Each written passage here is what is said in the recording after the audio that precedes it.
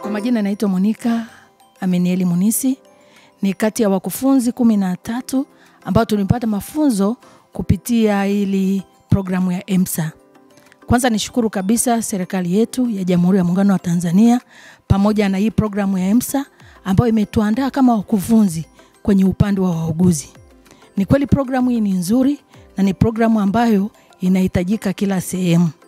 Programu hii sio tu kwamba inatuandaa sisi wakufunzi, lakini pia inaandaa wauguzi ili waweze kuwahudumia wale wagonjwa wa dharura na kufanya zile huduma zote ambazo mgonjwa anapokuja wakati ana dharura anahitajika. Inavyoonekana kwamba serikali yetu imejitahidi sana kuleta vyombo vya gharama, vifaa vya kutosha na hata majengo ya kutosha.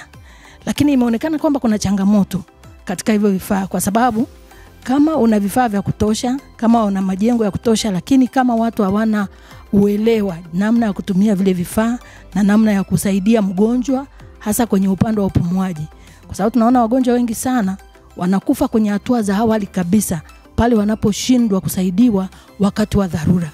Sasa hii programu ya EMSA itatuibua na itatusaidia wauguzi wengi sana ili waweze kupata ule uelewa namna gani ya kumhudumia mgonjwa hasa anapoletwa akiwa mahututi.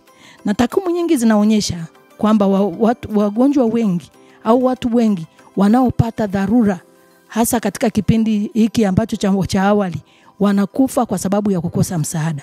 Hivyo basi nishukuru sana programu ya EMSA kwamba italeta uelewa kwa wauguzi, kwa sababu muuguzi ndio mtu wa kwanza kukutana mgonjwa, na hata kwa madaktari.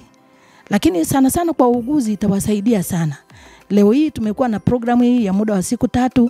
Wauguzi mbalimbali wengi wametoka hapa Benjamin hospitali na wengine wametoka Ikonda, wengine wametoka Singida.